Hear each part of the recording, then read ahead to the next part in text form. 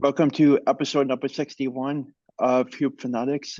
I am here with my co-host Chris Cohen, and we have a special guest, Ryan Coyle.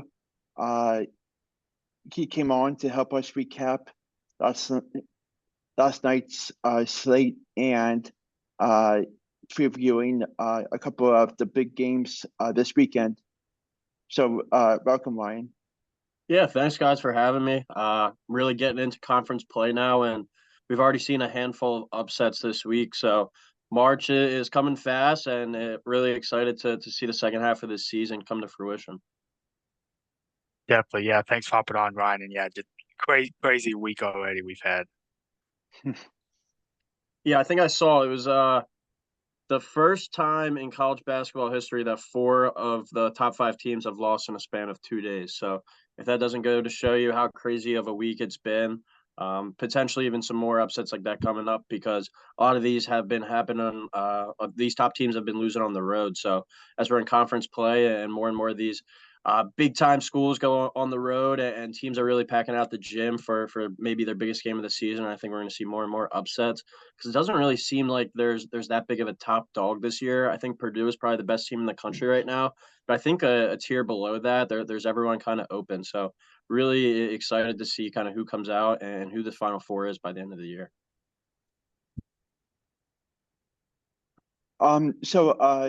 I don't know if you caught the Mississippi State game, but what are your thoughts on how they performed against a really talented Tennessee team? Yeah, so Mississippi State, I think they've been flying a little bit under the radar going into yesterday's game. They were an underdog, which was kind of expected against the number five team in Tennessee. I've always been a proponent, I guess, of Tennessee teams being a little bit overrated. I mean, we kind of see that come up in March as they really haven't made a deep run, despite after these past few years, they're usually a top 10 team for most of the season. Tolu Smith now is back from Mississippi State. He's arguably the best big man down there in the SEC. So with him on the floor, this is a Mississippi State squad that's going to be a tough out all year.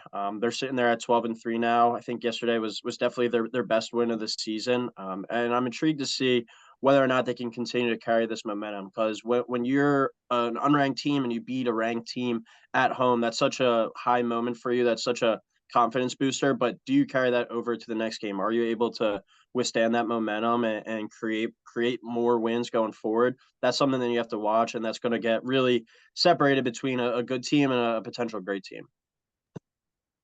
Definitely, yeah. And for from like Tennessee side, like just look, I didn't get watched much, but just like looking at the box score, the offense was all like Connect. They brought him in as a transfer, like to be that big scorer to help maybe win some games like this. And I mean, it's all about Moach for them having more offense in Moach, but him and Ziegler combined for 54. I see on the road. Like when you have two big time guards produce like that, you got to find a way to win. So it was really encouraging that Mississippi State had two like Smith and I think Hubbard out of 25. So like they had their own duo punch. So that was really good to see Mississippi State kind of withstand two really good performances from Tennessee's offensive guards. Yeah, when you look at Tennessee, I think the thing with them is I usually say to people, they remind me of like a football team where they're just a bunch of physical athletes, but never really the most skilled team. And I think you can kind of see that with the Sixers too, with Jaden Springer. He's a Tennessee guy, which I feel like he fits that description perfectly. And then come March, that's not going to withstand because you need to be able to score the ball against some of these elite teams. And like you were saying, Chris, that Tennessee does have a few guys that can score. And I think they might take some bumps and bruises early and they might not be the best seed, but I think this Tennessee team actually might be the best suited of the previous Rick Barnes teams there to actually make a run because they do have some guys that can score and can go. Are they able to fully make that run in March? It still remains to be seen. It should be certainly a wait and see team. But like you were saying, Chris, the guard combination there is looking pretty good. And I think by year's end, the entire Tennessee team should round out to a little bit of better form than we've seen from before. Um, I took some notes, and Mississippi shot 50% from the field and made 19 of 27 at the foul line. I think that was a really huge momentum, um, especially playing against a very high expectation Tennessee team, and I think that's that's going to be a great win on their resume. And I have a question, Ryan, for you. Do you see Mississippi State being a team in the conference tournament having the ability to possibly win it all?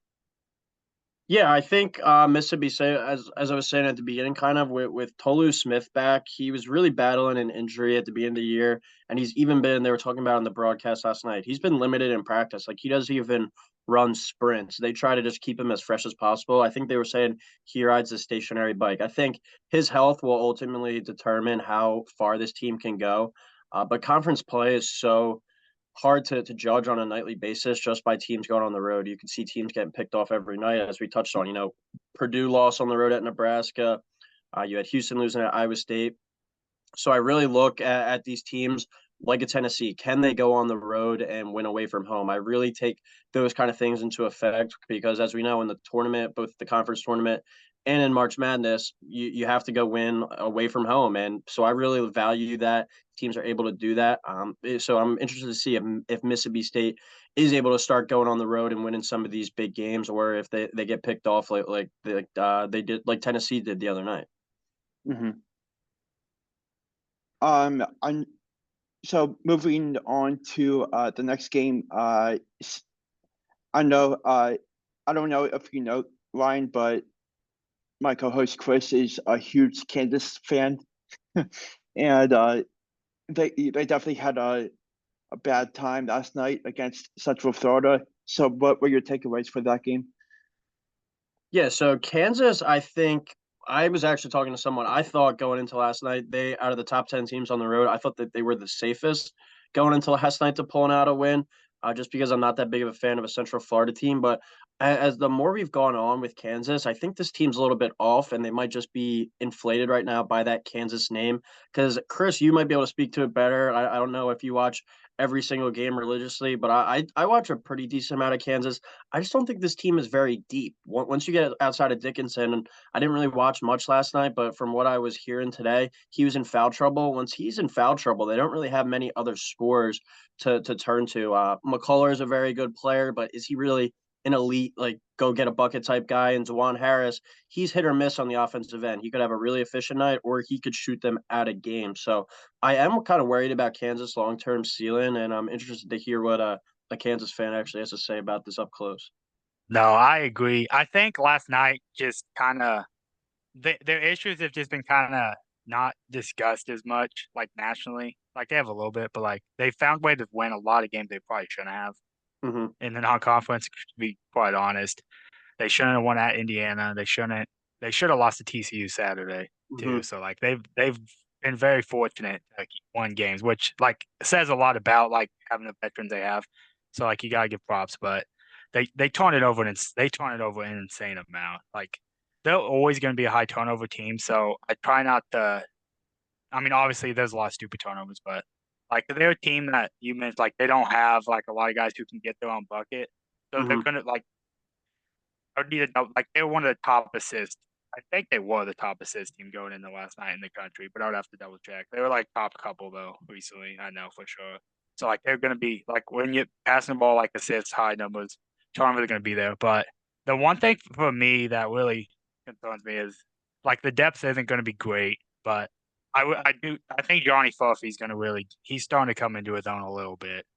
So I'm not super concerned as much as I think it's going to get discussed.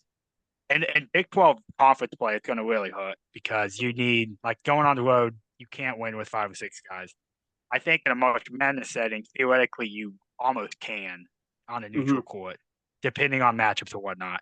Like, there's a scenario where they can make a deep run with like 5 or 6 guys, but conference play, it's really going to hurt. But the main issue for me, the turnovers from the star players is really discouraging. DeJuan Harris is probably he was definitely way better last season, and probably in the national title season he was better too. This is the worst he's played the past couple years, and it's been the majority of games he's struggled. And I get like it's a different offense than we've had. Like he's played with dominant like wings scores. Like McCullough's really evolved, but like he's not like a Jalen Wilson or an Ochai or Christian Brown like we've had. So it's a little different for him offensively because like he's not a guy who can get his own shot, and they need him to like in big moments. They need him to create a big shot for somebody, and like that's just not really how offenses run that much. And in like big moments, you give to your guy and let him go to Yep. work, but they're just not able to do that. But overall, I think just the turnovers is the big thing. Turnovers for McCullough and Harris, if they can limit those. But yeah, the Dickinson foul trouble. They just Self said he had some knee issues, so that was part of it too. I don't know, but like he got 2 fouls, they sat him the rest of the half, it didn't end great. And then when he picked up a third foul, they kept him out longer than theoretically I think he usually would have. Or maybe he was actually banged up a little bit. So we'll see how that goes going forward. But it's just they got just a dumb turnovers. I think as you mentioned, the lack of scoring, lack of depth. The Stars are going to have to be great every night to win on tough road environments.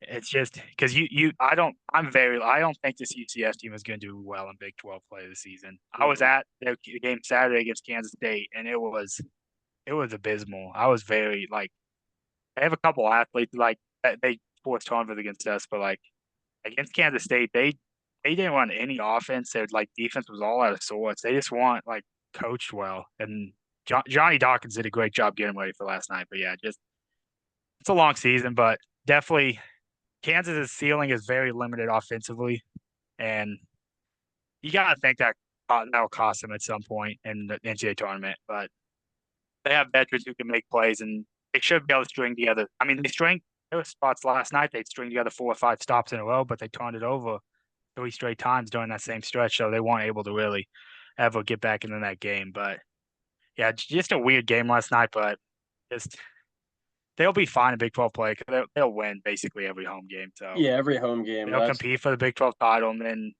but like, who really cares at this point? Yeah, you want to win the Big 12, but like, we'll just see. But yeah, just for me, it's just the vets got to really lock in and step up. Because even when Hunter was on the floor, you didn't really notice him as much.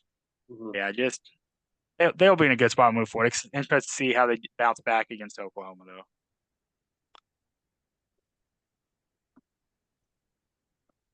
So what Ryan, what are your thoughts on how Kansas can come into their game against Oklahoma and coming off a rusty performance against UCF? And do you think that Oklahoma has the ability to make it a tight game? Yeah, well, Chris was kind of alluding to it. I think the best thing that Kansas has going for them, obviously, is that home court advantage. I think out of any team in the country, at least historically under Bill Self, I think Kansas has the best home court advantage in college basketball. So they're gonna, if they lose any home games in the conference, it'll be one. So you have to think. All right, you win all your home games and you split your road games. They should still be fine at the end of the day. I do think the Oklahoma team is going to regress a little bit too. They didn't play the most daunting non-conference schedule. They lost last night at TCU, we saw, and I think this is another tough game for them to go to Kansas coming off a loss. How often do you really see Kansas lose back-to-back games? I think it was I want to say it was either last year or the year before. Like they lost 3 straight games for the first time under Bill Self, or it was they lost 2 in a row, and it would be like the first time that they lost 3 in a row. But it's rare you see them lose back to back, and especially coming off a loss, going back home on a Saturday, where I assume most students are going to be back for that game. I feel like it's going to be a raucous environment, and Kansas Oklahoma over the years has delivered. That was one of the best college basketball games I've ever seen. The one with Buddy Hield there. That's an all timer. Whenever Yeah, I see those clips show up on social media, it's getting watched. yeah. So that should be a fun one. I think there's a little bit of a rivalry there with those two schools, and I expect the crowd to be pretty juiced up for that game. And you also have to think too. This is the last time Oklahoma is going to be going there as they're transitioning over to the SEC. So that's something to watch as well. So moving ahead to Clemson, Virginia Tech. Virginia Tech just absolutely made things look bad for Clemson, and Sean Padola scored a career high 32 points for Virginia Tech, and he was awesome last night.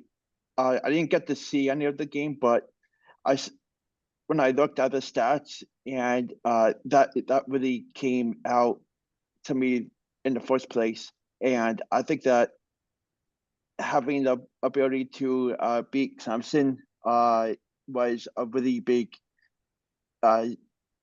statement win for their resume, and they can be interesting team heading into next month, and I think they can make everything interesting with going up against other opponents.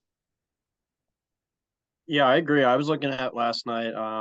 I had Virginia Tech actually winning that game in the upset. Thought last night was kind of a season-defining game for them if they wanted to really make anything of this season and evolve into a potential tournament team.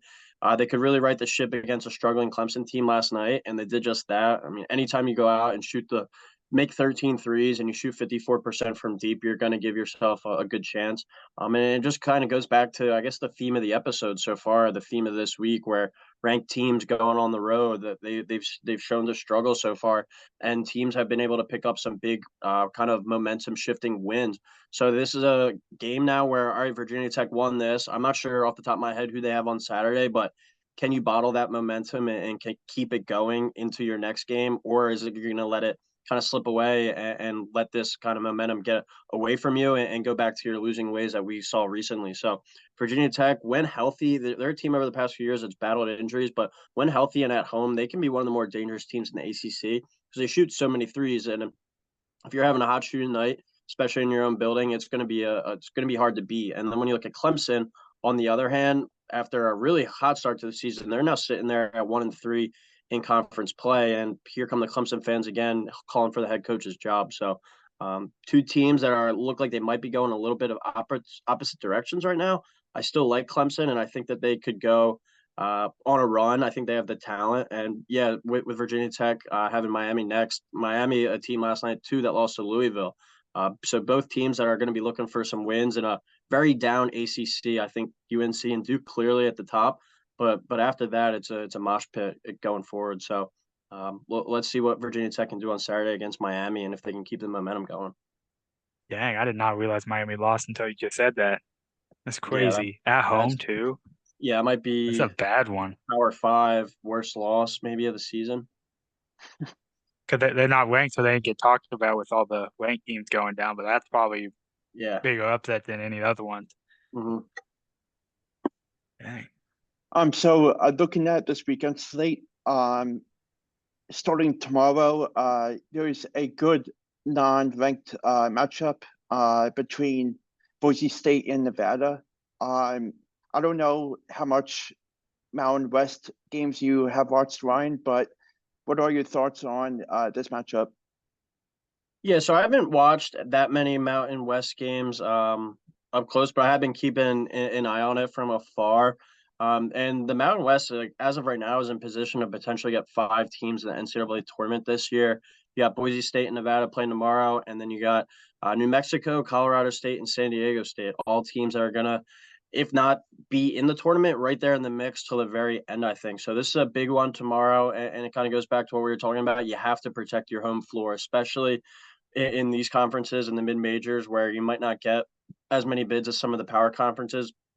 Can't afford to slip up at home, especially against another team in conference play that's competing for a tournament spot as well, because that could be used against you at the end of the day. So Nevada team that I actually have watched a couple of times. I know Boise State had a big win the other night against Colorado State, so let's see if they can continue that momentum. But Nevada's a team, pretty exciting team to watch. They shoot the ball from the outside a lot. They're averaging a little bit over 75 a game. So 10:30 game on FS1, I believe, tomorrow night. That should be a fun one to watch and a pretty good measuring stick for both teams because Nevada at 15-1 don't really have many quality wins yet, but would be a big chance to pick up one against a team that they might even be competing with for the regular season conference title there in the Mountain West. I really like this the team of Nevada. I think they are one of the best teams out in the Mountain West.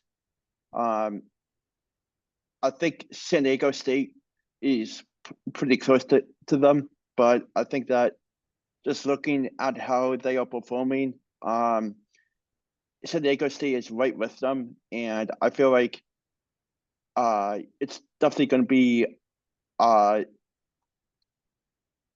and down stretch of games that Nevada will have, and I just have to double check who they have next game. 1 second. So they have Boise State tomorrow, and then next Wednesday they travel to San Diego State. Yeah, so that's a big 2-game stretch for them against two teams that are competing for a tournament spot. And they have Colorado State on the 24th. Yeah, that'll be a big one too. Colorado State, I believe, has not lost 2 in a row now after starting 13-1. So they're a team that might be on the downfall after the non-conference. But as Chris was kind of saying at the beginning, we have a lot to play. So you still got pretty much 2 whole months of conference regular season games. I feel like for the Mountain West team, for those contenders, like you just can't, like 0 slip ups against the bottom your teams, and then protect your home court, and then the teams who were like really good non-conference, they should be in a good spot with that recipe. But like it's gonna be dark. I think because there's 11 in the conference, so most of them play each other twice, so they'll have home games against most of the top teams. So good chance, a lot of chances for probably quad 2 wins against those teams, but not like the best wins. But that'll be better than than any other mid-major conference. So that puts them in a good spot. Just take care of business at home.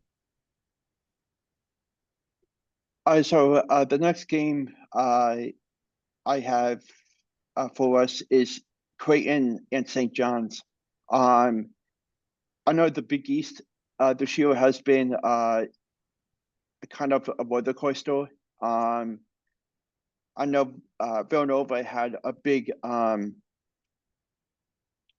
win against at Omaha a couple of weeks ago, and I feel like this Creighton team is kind of falling apart a little the past 2 games, and I just feel like St. John's can give it to them for sure. The way they played against Villanova, I think it was last weekend, and I really like the St. John's team this year. They are going to be a really tough test for teams like Creighton and Villanova, for example.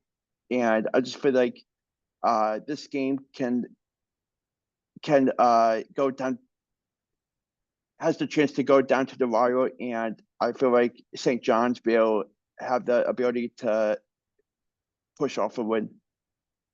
Yeah, I'm right there with you, Alex. I actually like St. John's to win this game too. I think that they've been playing really well, and coming into the year, I really thought it was Marquette and Creighton there at the top 1 and 2.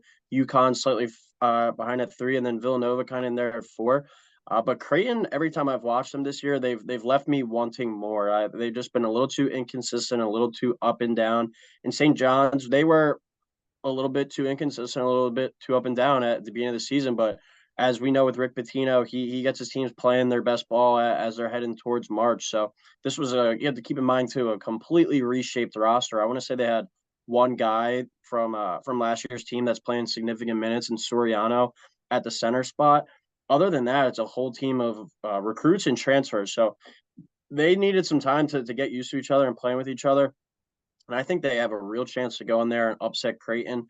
You do have to keep in mind Creighton, a very good home court team. And I know they lost to Villanova already this year, so I'd be surprised to see them lose another home game in the slate this early in the season. But I do think St. John's is going to give them a legit fight, and I wouldn't be surprised if they went in there and pulled off the outright upset. So Chris, do you have anything else?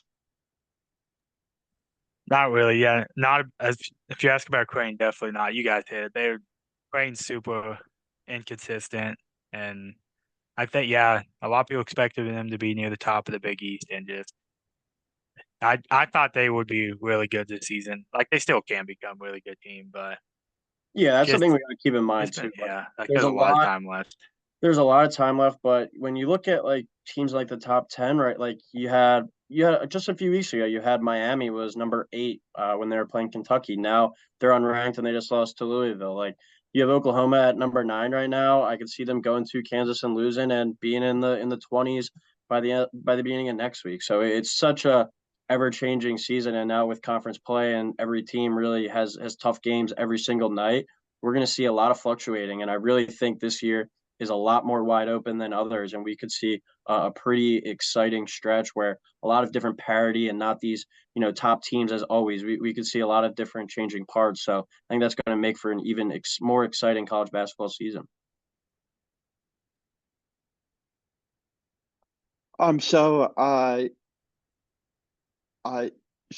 we are now going to the best of the episode. I don't know if Chris told you about it, um but every episode we do, we before the episode, Chris and I communicate back and forth of which 5 games should be picked for the best of the episode. And for this week, it was Chris's turn. So he picked Kansas, Oklahoma, TCU, Houston, Butler, Seton Hall, New Mexico, San Diego State, and Indiana, Minnesota. And as of now, Chris leads me. He got 5 out of 4 right last time, and I went 3 for 2, 3 out of 2. There you go. Yeah. Yeah. So so you can go first, Chris, and pick All right. yours. Sweet. Yeah.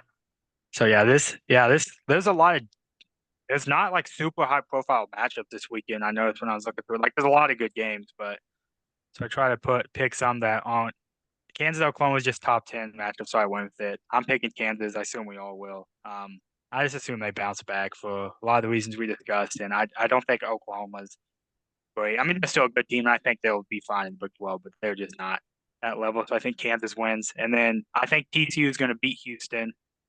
TCU's impressed me a lot in conference play. In non-conference play, I didn't think they were very good in a lot of games, but they won because weak schedules. But they played really well against Kansas, beat Oklahoma, and home against Houston, or at least that's what my notes say. I think it's home, but home against Houston, I think they can win that game. And no, that's not a knock on Houston. Houston's really good, but I'll definitely go Kansas and TCU, and then I'm going to go with Seton Hall to beat Butler on the road. That's really toss up. Winning on the road in a conference is so tough, but Seton Hall's picked up a few big wins recently, and I think they'll keep it going. And then I'm going to go with San Diego State to win at New Mexico. And then lastly, I will go with Indiana to beat Minnesota. Where's that last game at Indiana? Indiana's hosting, I think, but let me double check.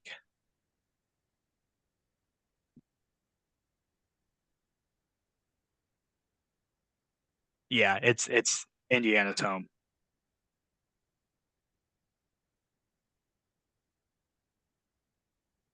So I was gonna go ahead and make my picks. So I'll do Kansas over Oklahoma, TCU over Houston, Seton Hall over Butler, San Diego State over New Mexico, and I'll do Indiana over Minnesota. All right. I'll go with Kansas over Oklahoma, as we're talking about Kansas's home court advantage. I think it's pretty stupid to pick against them. I think, Chris, you might have the exact number, but I think Bill Self's lost 13 games at Fog Allen during his time there. I believe it's gone up a couple recent years. It's under 20. Yeah, he had. I think it's 17 conference titles to 16 home losses now. I know the conference titles is still ahead. That's crazy. Barely. Both how tough to pick 12 is that'll change. I'm sure. I like what you guys were saying about TCU, that they have kind of impressed me because that non-conference schedule they played was terrible, but I think that they've actually shown that they're a little bit above that. But I am going to go with Houston here. I don't you don't really see Kelvin Sampson and Houston lose 2 games in a row, so I think they bounce back.